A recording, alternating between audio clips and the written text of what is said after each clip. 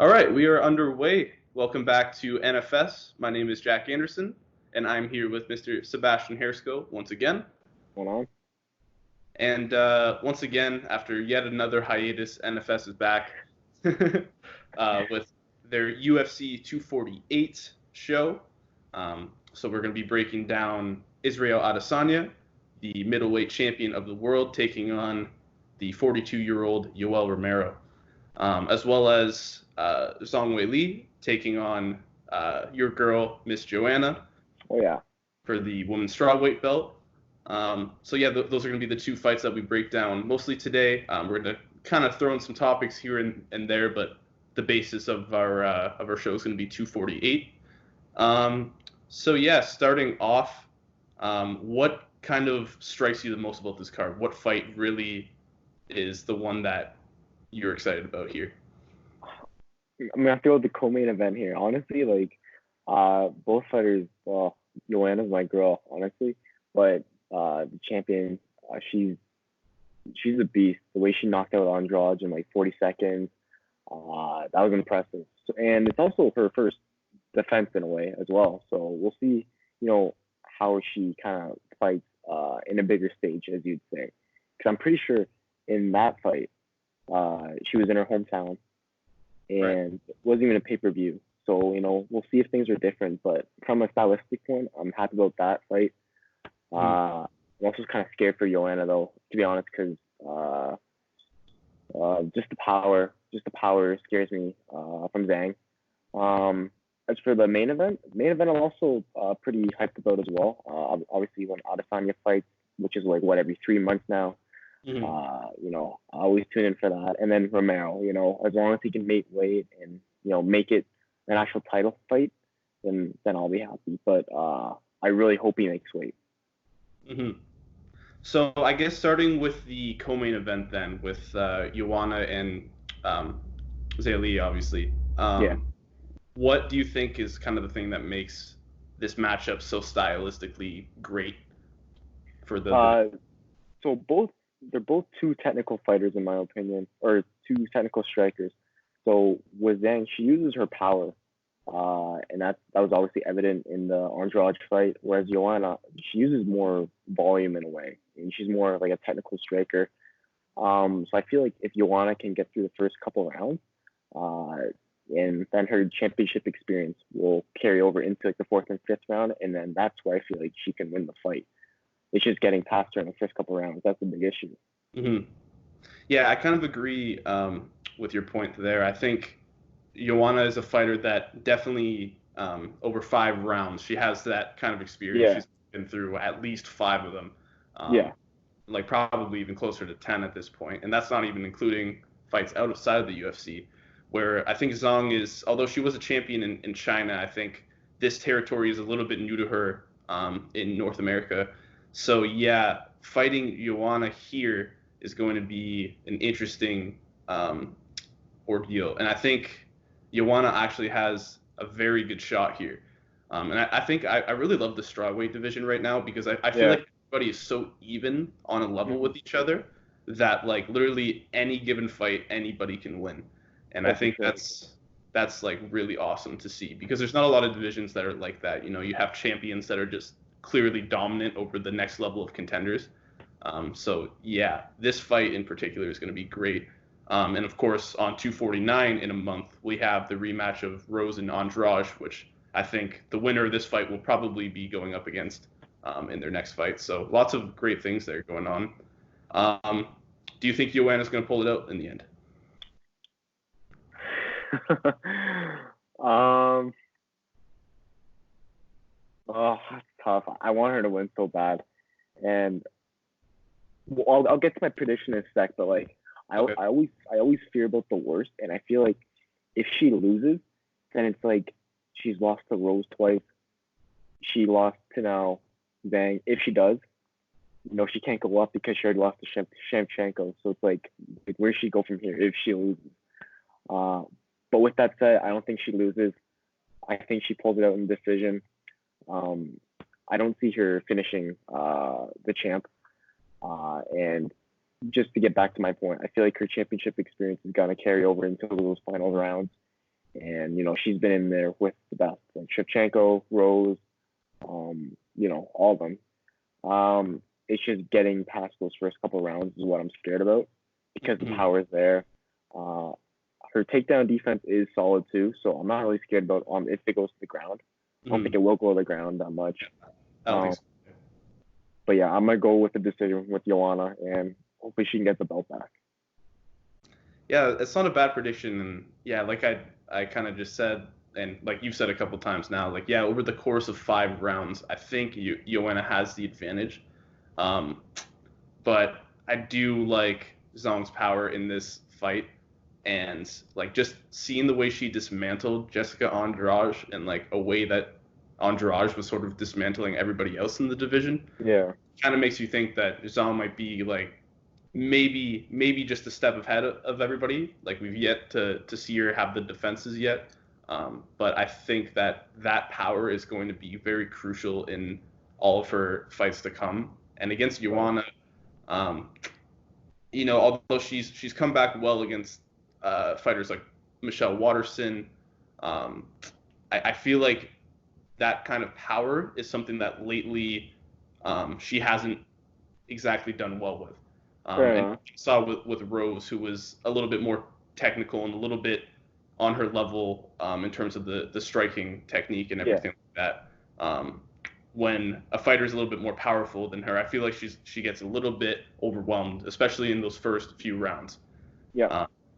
So that's the thing. Is she going to be able to overcome that? Does she have a great chin? Absolutely. And I think it's definitely possible. But I don't know. She's going to get swarmed, and it's going to be a good first few rounds, especially in this fight.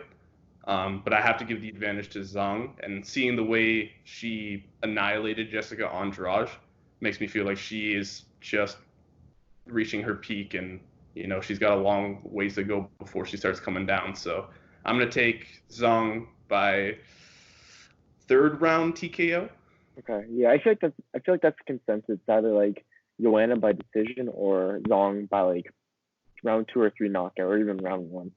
There's like nothing that would make me feel like Zhang can win in like those championship rounds.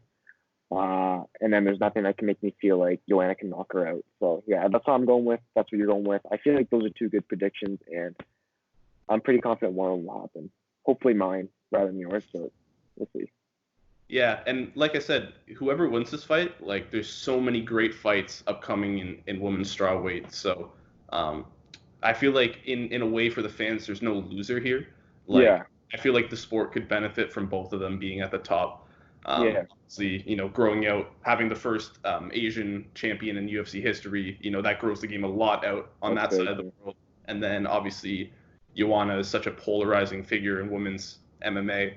Her winning and getting her belt back would also be a great story. So yeah, I'm really excited for that fight. Her English has really improved. Have you like caught a glimpse of that? Yeah, it's crazy. I was watching the embedded vlog, and I was kind of surprised. I'm like, she seems like a lot more comfortable around like the cameras and everything too. So, like she's such a great personality, and she's really coming into her own, and yeah, she's got a good shot. So yep, for sure. So yeah, that brings us to our main event, which is a dandy. It is a dandy. Mr. Israel Adesanya defending his belt for the first time against Mr. Yoel Romero, the 42-year-old Cuban, who is an absolute monster, and many people are scared to fight of, except for Izzy Adesanya. Who do you have? Okay, well let's break this fight down real quick. Obviously, Adesanya, he's the kickboxer. Yoel, he's just an absolute beast. At 42, I feel like he can win this fight. Like it's the power is there. Everyone knows the power is there. Mm-hmm. It's just I don't know if Izzy's too quick. I feel like he'll have good distance throughout the fight. I read this good tweet the other day too, where it's like if Izzy can knock out Romero, that's like built on his legacy. That's like he's like a legend. But if he beats Yoel, he's like a superstar. Mm-hmm. In my opinion, I'm gonna go with Adesanya, but by decision. I don't know if he has the power or the capability to finish him. No one's ever finished Yoel, if I recall correctly. I don't think he has, no. Yeah, and Yoel's a beast, but the only wish I have is both guys make weight. Both guys make this fight an actual title fight, not like where we go with Whitaker, where I think Yoel missed weight, and then it's just like, it's not even a title fight. And he missed weight against Rocco too, so that wasn't even like an interim title fight. So hopefully he makes weight this time. He looked good against Costa, I'll give him that. But I'm going to go with Izzy. He's on a roll right now. He's got bigger fights ahead of him. I'm gonna go with Izzy. What about you? Yeah, you definitely make a good point about the weight. So that's going to be a big factor, and you kind of saw last weekend. I don't know if you watched the card, but the Benavidez Figueroa fight card. Yeah. Figueroa had a great performance. Just obviously it was kind of the result of like a headbutt followed by like a nice straight right. But he had a solid performance. But the kind of thing is that when you do that and you don't make the weight and then you don't win the belt, really, what does it mean? Yeah, and exactly. For Romero, with this already happening twice to him, but he lost both times, so it didn't really matter. No, sorry, he didn't lose against Rockhold, but he lost against Whitaker. Yeah. This, like, he's got to make the weight. He did make the weight against Costa, which is good, especially at this age. He can still do it. So, I mean, that thing is that's the first part, and then you get to the actual fight. Obviously, Izzy is going to have the striking advantage. Yeah. Romero obviously has a lot of power in those hands, and you saw he dropped Robert Whitaker. Wasn't able to finish him, but he can do it. But like Mr. Adesanya said, he did it in 2 rounds what Romero couldn't do in 10. In 10, yeah. And I feel like that in those 10 rounds was obviously Romero's best shot. And the fact that he wasn't able to put away Robert Whitaker, and then Izzy was able to do it with like relative ease, still at Whitaker's peak, I feel like that's very telling. And obviously every fight is different, and I naturally like to take the grappler over the striker. Like, it doesn't even matter. Most of the time it doesn't even matter like where they're at skill level wise. Like, somebody who is like an experienced wrestler their entire life, Olympic gold medalist for that matter, and then you come in and then you're fighting a guy who comes from what even is his background? Is Cuban. he? Oh, is he? Yeah, is it? I don't even know what from New Zealand. What's that? He's like from New Zealand, but he's also Nigerian. No, sorry, not that background, but his like style background. Like, I don't even know, like, what do you call that? Muay Thai or? I thought it was just kickboxing for him. Is it kickboxing? Yeah. Okay. Similar, but no, he's definitely kickboxing. Yeah, because he literally is the style bender. Like, he has his own. Like, you can't really describe it. But regardless, like, you kind of would have to give Romero that edge in the grappling, and that might be his game plan coming out. But like you said, I think Izzy's gonna be able to keep him at bay. He's gonna be able to use his reach well. He's gonna have a big advantage in that. And he's gonna have to do kind of what he did to Kelvin. Obviously there's more of a threat of being taken down, and he's gonna have to deal with that. And he probably will get taken down in this fight. But yeah, I don't see a finish coming on either side in this one. No. I think it goes the full 5 rounds. I think it'll be a nice little war. But yeah, I think Izzy will dominate the striking actually. And yeah, if Romero can keep him down, he's got a chance. But I don't see him knocking out Izzy, and I don't see that happening in reverse. And I also don't see him being able to keep Izzy down. So yeah, on about every facet of the game pretty much, except for the wrestling, you got to give the advantage to Izzy. So yeah, I'm going to agree with you, and I'm going to say a decision win. This will be a good fight too, because both guys have been 5 rounds before, which is that's very good to know as a fan. Like, we're not gonna like get 2 solid rounds of Romero and then just like gasses out. Yeah. And also, I'm actually curious to see like the physique difference once they're in the ring, because Romero's an absolute beast, and Izzy, he has more like that lanky style, right? Or that lanky physique, I should say. So yeah, we'll see what happens. But both fights are gonna be good. I'm looking forward to both. So yeah, I guess one of the things that I wanted to talk about was the fact that Romero was able to get this title shot despite losing of his last 4. We also just recently heard that Henry Cejudo, the bantamweight champion, is going to be taking on Jose Aldo, who lost a very razor-close split decision to Marlon Moraes a few months prior. That really hasn't happened before. Like, traditionally in the UFC, a fighter has to be on a winning streak to get a title. Think so. You would think so, but unless you're Conor, but yeah. Unless you're Conor. Well, Conor was a bit of a different story, obviously, with all that notoriety and true. the fact that he was able to win the featherweight belt without losing, and then obviously, like all the nonsense afterwards. But anyways, back to Mr. Romero. Yeah, he, like Aldo, has now he's been awarded this title shot despite, I guess, technically not earning it. Is that something you see continuing to happen, like in the future with the UFC? Like, the fans just kind of getting behind a guy who they think deserves it, but maybe came up short in a previous fight or lost a close split decision that people thought was controversial. Is that something you see happening, like, down the road? It's a possibility. I mean, like, we can look at it. We can look at this coming weekend. If Romero wins, does Adesanya get a rematch? Like, it could happen. I'm not gonna lie, it could happen. Adesanya's a big, everyone knows him. He's probably a top 5 fighter in the UFC right now, popularity-wise. As for Aldo or even Romero now, like, they didn't deserve it. Even for Aldo, like, he lost to, was it Moraes? Yeah. Yeah, and then Moraes just got booked with Peter Yan. But, like, and they're saying, like, oh, yeah, it's Aldo because it's in Brazil. But, like, Moraes is from Brazil as well. So, like, that doesn't even make any sense to me. I don't know. Like, anything can happen in UFC. I definitely disagree with both Romero and Aldo getting title fights. Although you could say, like, Romero should have won the Costa fight. Or not should have, but you could have made an argument. We could make an argument against him winning against Whitaker. But, a loss is a loss, in my opinion. And, like, you shouldn't be getting a title fight after a loss. So, I disagree with both, but I feel like it could happen again.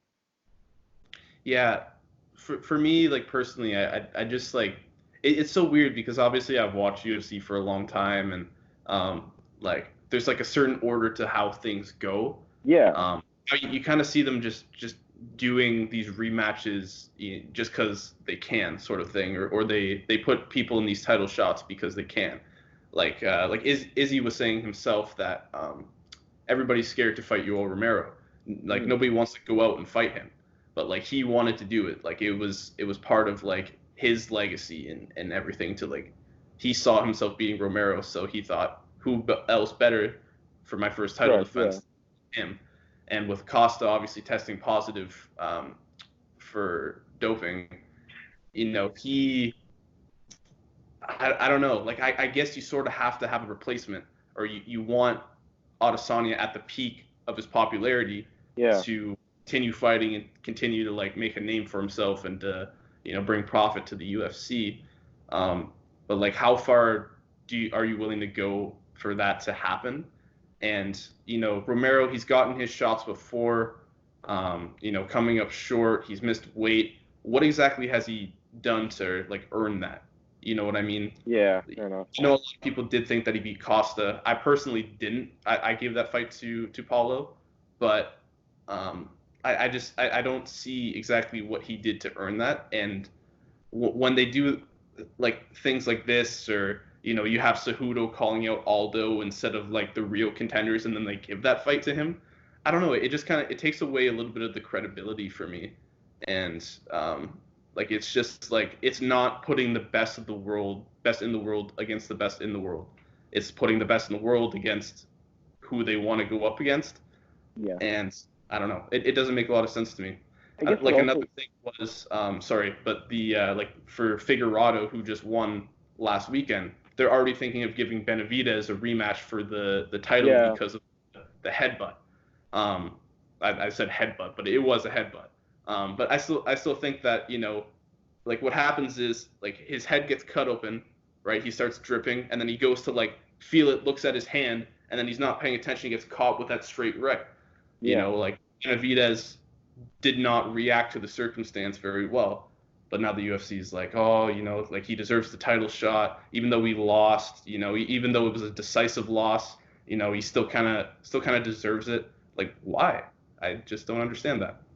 I guess it also depends on like the division as well. Like if we're talking the flyweights, like yeah, like who else do they have down there at 125 to keep the division alive? Like, there's not many options. And even at middleweight, like you can say there's Adesanya, but then like who else is there right now? Costa's injured. Cannonier's injured right now apparently. Yeah. Romero's always kicking around. Whitaker's like he took a step back for now, he said. And there's Darren Till, but there's not many options even at middleweight. So I guess it does depend on the weight class. Because if you're at lightweight or if you're at like light heavyweight, you're gonna wait a while. Like you need to be on a win streak for sure. Yeah. It's just one of those divisions, but like I definitely don't agree with it, but like it wouldn't surprise me if it keeps happening. But just depends on the circumstances, I guess. Mm-hmm. Yeah.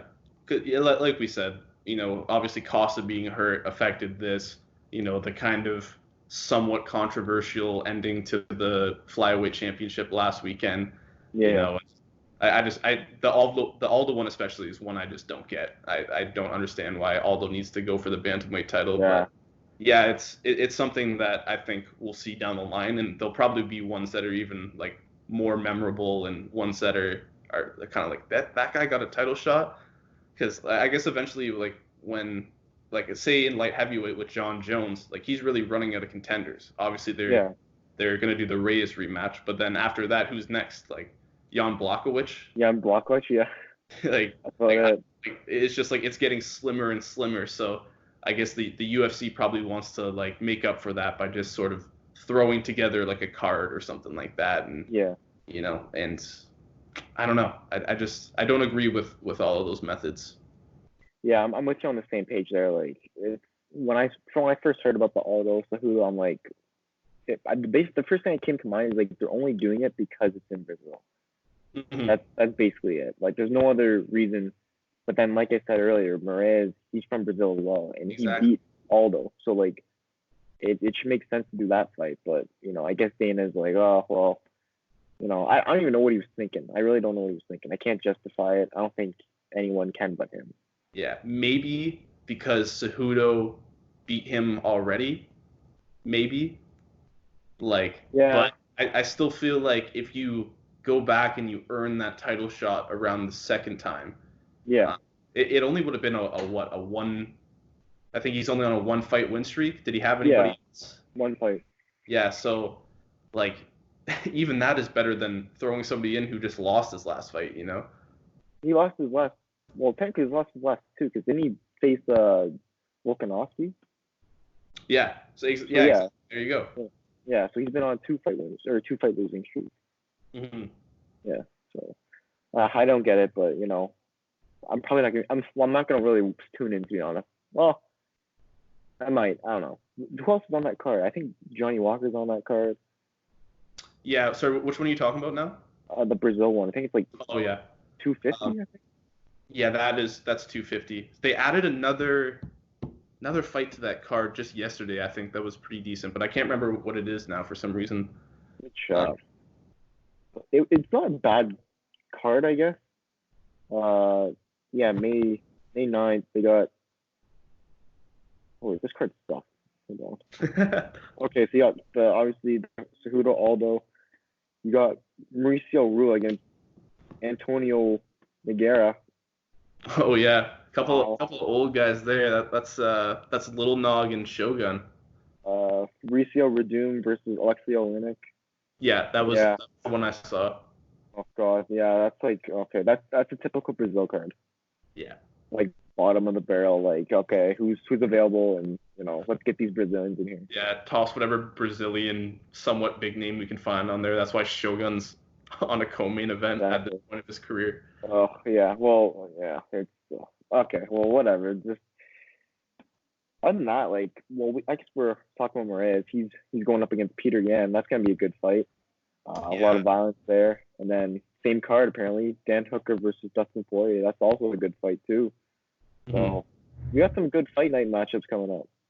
Yeah. There's a ton, and like just in between this weekend's card of like 248 and 249, there's a lot of really good fight nights, and um, obviously 249 is another stacked card. Oh yeah. So yeah, it's gonna be exciting upcoming few months for the UFC, and I think this weekend could turn into like two. It could be like a very memorable card because these two title fights I think could be dynamite, especially if you get the kind of fight that you got with Romero versus Whitaker, Oh yeah. get the kind of fight with like Rose versus Joanna. There could be some serious memorable moments. So I'm really excited for this one, and I'm also excited. We didn't even mention him, but the return of the Sugar Show, Sean Yeah. O'Malley, finally back off suspension. I think he's headlining the prelims, if I'm not mistaken, this Yeah. weekend. I'm looking forward to watching him, but like he said it best, he still has to prove a lot. I mean, like the two guys he's beaten, they're no longer even in the UFC. Yeah. So he said it's the best, and I'm kind of with him on that. Like I want to see he still has a lot to prove in my opinion, but Mhm. I am looking forward to that. Welcome back to him for sure. It's been a while, way too long.